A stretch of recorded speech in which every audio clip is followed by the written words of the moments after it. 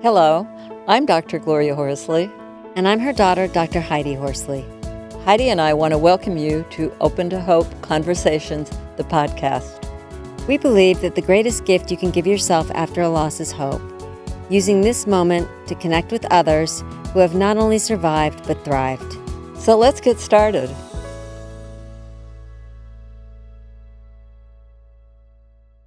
Welcome to the Open to Hope show. I'm your host, Dr. Gloria Horsley, with my daughter and co-host, Dr. Heidi Horsley.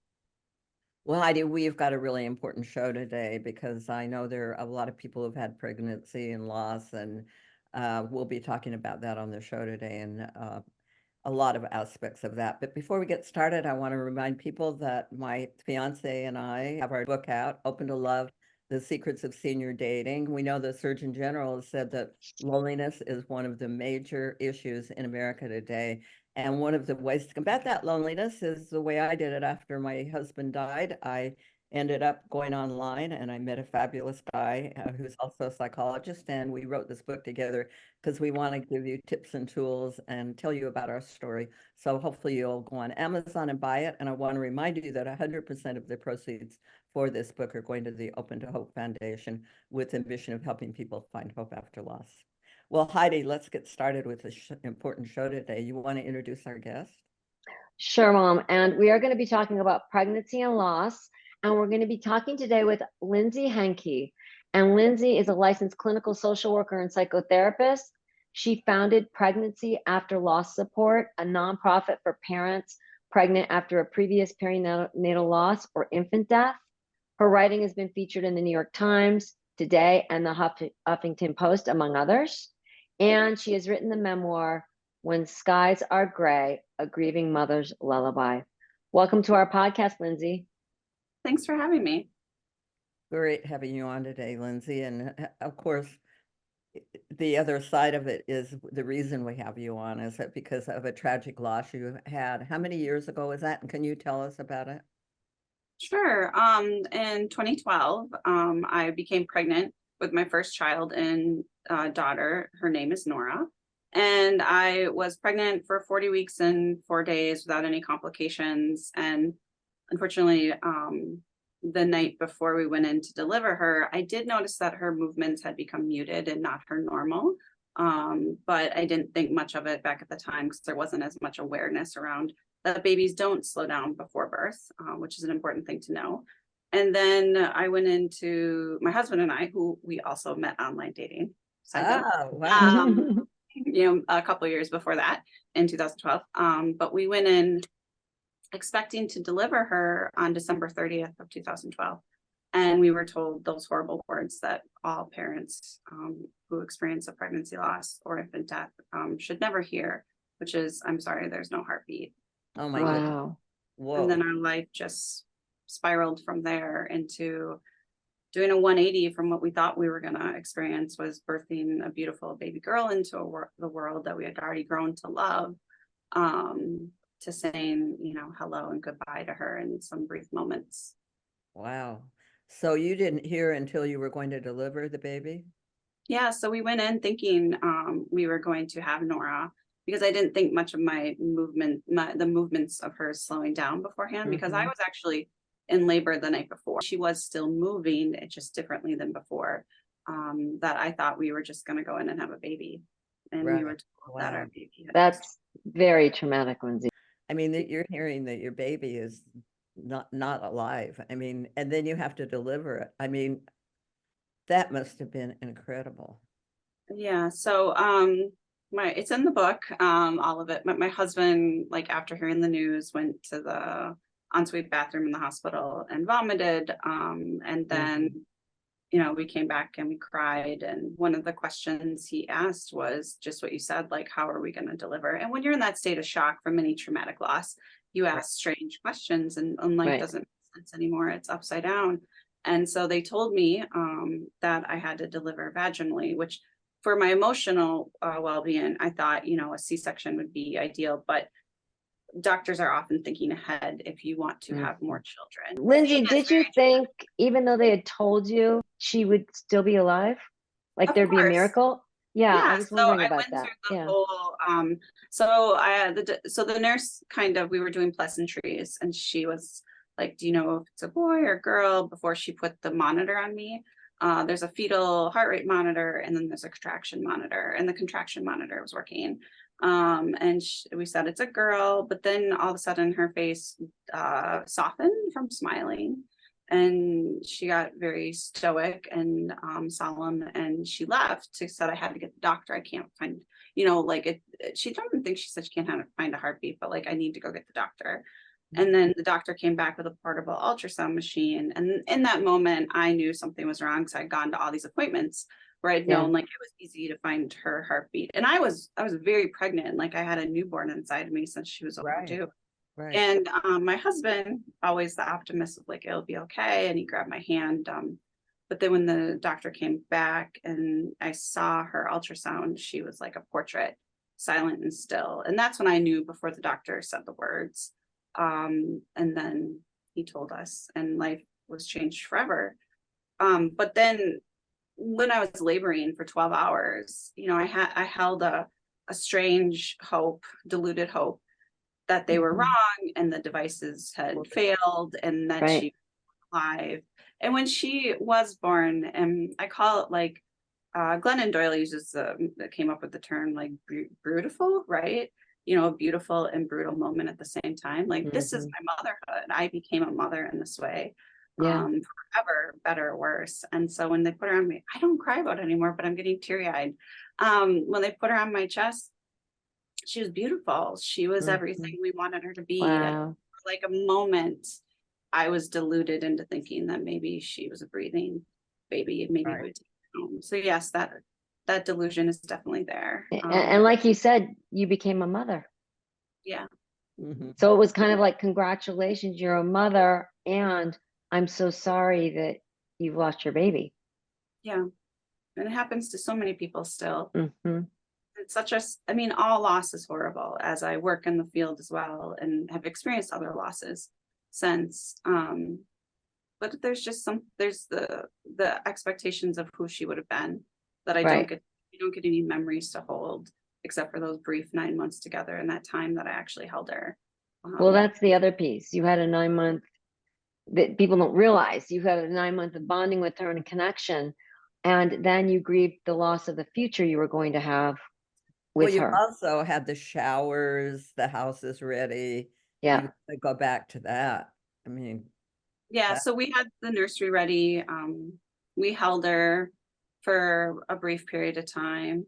Not as long as I would have liked, but so babies start changing when they have died in the womb, and then when they're born. Like, for a while she's warm, which is why I was like, maybe there's hope that she's alive, but she wasn't. But she's warm from my body.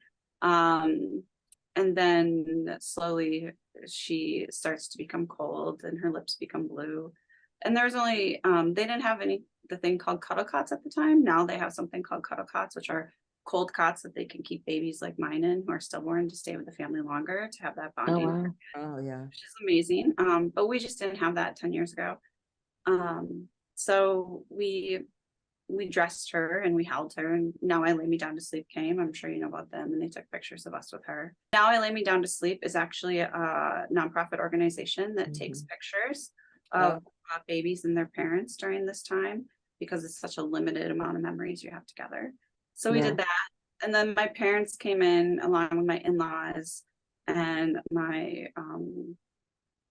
aunt-in-law and my cousin, my husband's cousin, and my sister and her husband, and they formed like a circle around my bed, and they all held Nora and met her and cried over her, and it was quite, again, beautiful and brutal at the same time. I remember breaking apart when my husband's like, because we saved her name, we had named her ahead of time, but it was supposed to be like this surprise to tell everybody. And so, like, can you tell her name? I just started bawling because it wasn't supposed to be like this.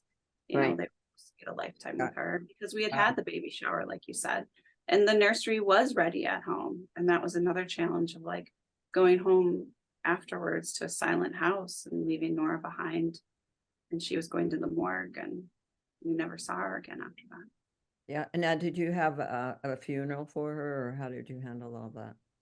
Yes, we did have a funeral about a week later. And it's a strange thing to have a funeral for a baby, because again, you're planning for a life ahead and not one that Mhm. will never really be. And so I saw it as like the only event I would ever get to have for my daughter. There wouldn't be graduations or first days of kindergarten. So we had the funeral, and like I said, we were married only like a year and a half before, maybe 2 years. And so it was the same people at our wedding that showed up at our funeral. Ironically, my Wow. uncle came, and when I was talking to him, he pulled out like his wedding invite from his tux because that's the last time he had worn it. So, it was really difficult, but it's also a pregnancy loss is, or losing a baby is one of their first tragedies a couple often goes through together in their development as a couple. It can be, and so it is another really challenging time for them as they move forward. Do you see the difference between a stillbirth and a miscarriage? So in my line of work, we actually, and in the educational outreach I do for my nonprofit organization, we actually, research shows that the grief isn't actually different. The grieving experience between a miscarriage and a stillbirth isn't different.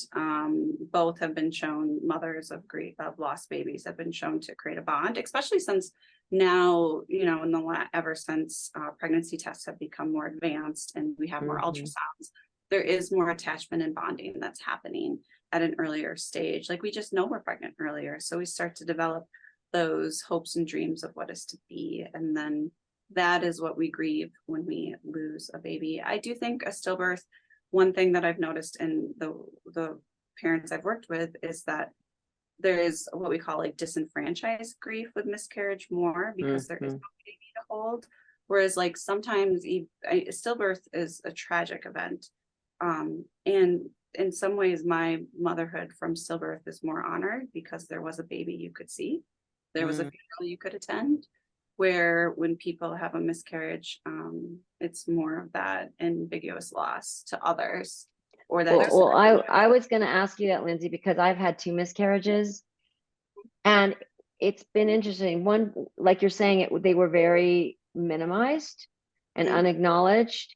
And I also, when I would tell people, because I wanted people to know, I realized that there were other women that had them that had never talked about it also.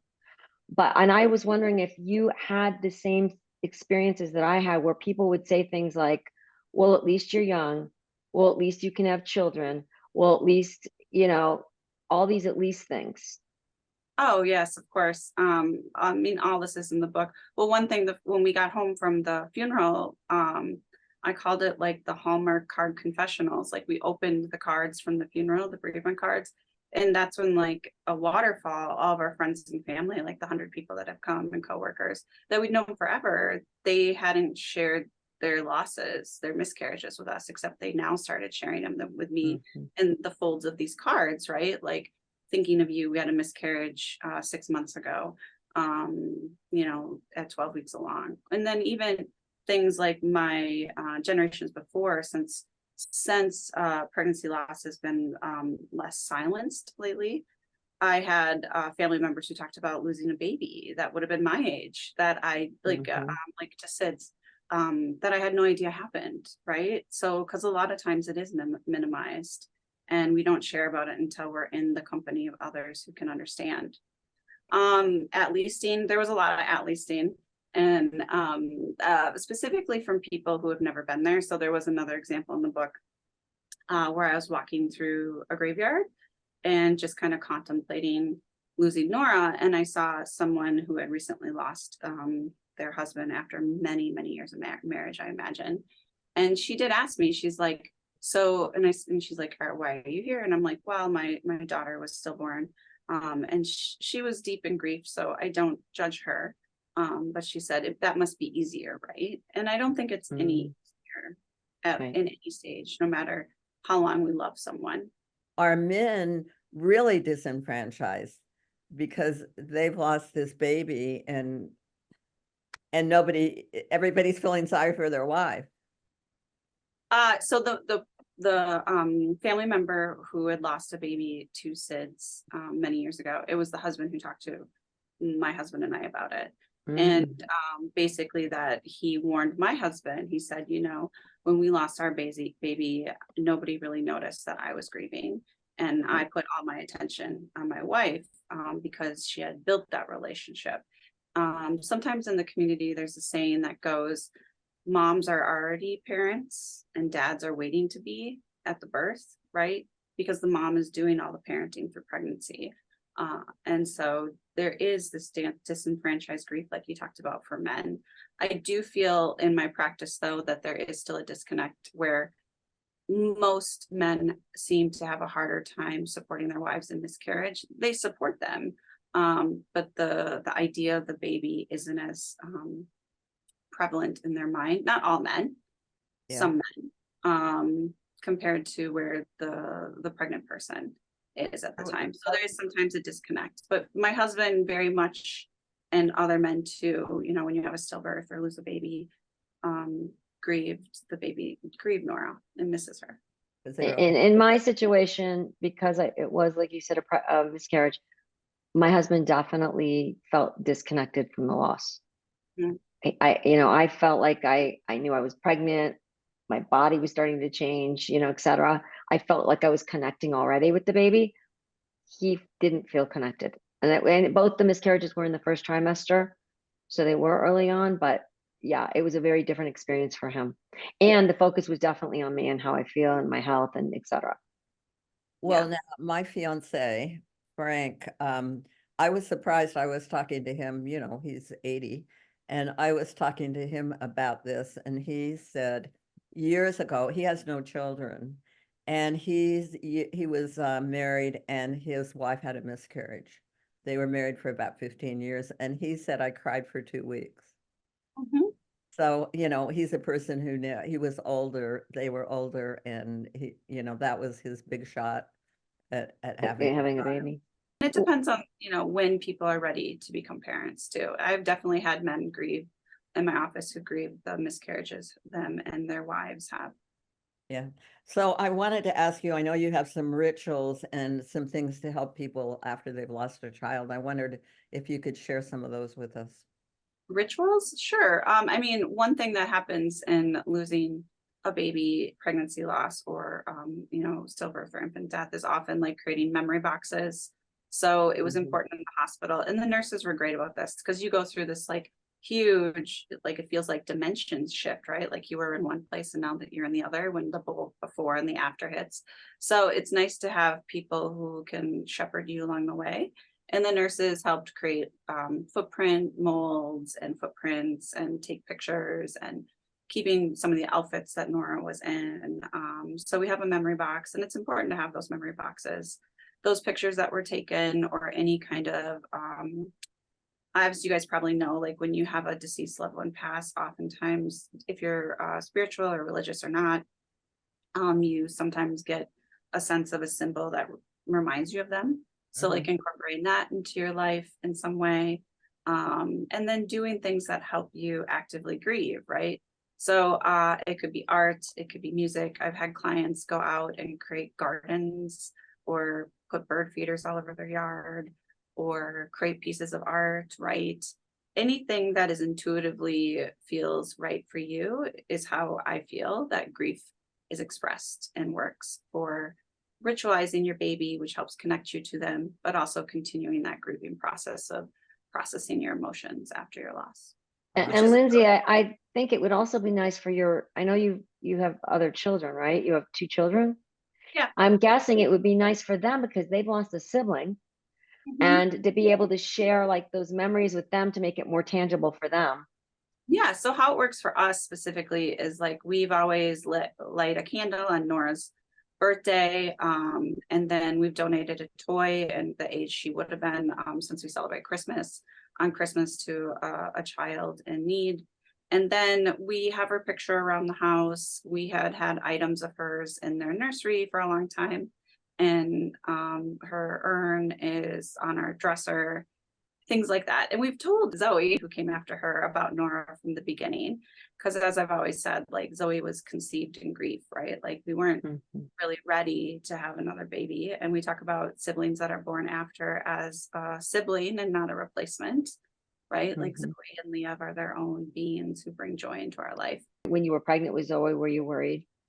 Oh, yes, I was terrified. I Yeah. mean, that's how pregnancy after loss support came to be, is that it Okay. felt like this, well, that came to be because, and it answers your question, is I was writing for a online magazine at the time called Still Standing Magazine, which is a bereavement magazine for those who experience infertility, pregnancy loss, and the death of a baby. And then I became subsequently pregnant, and I actually wrote as a blogger for Pregnancy and Newborn Magazine, and the Mhm. mainstream national magazine, which is just more about normal pregnancy, typical pregnancy. And when I wrote about my loss in the community of the bereaved, since loss is raw, not everybody wanted to hear about the joy of being pregnant again. And then when I Mhm. wrote about being subsequently pregnant for a national magazine focusing on typical pregnancy, nobody wanted to hear about loss. So it felt like there Wow. wasn't this place, and that's how pregnancy after loss support came to be. It's kind of like the bump up for sad parents like us who've been through losses, because it is so challenging. I was a nervous wreck. I mean, pregnancy after loss the idea is like the definition of insanity.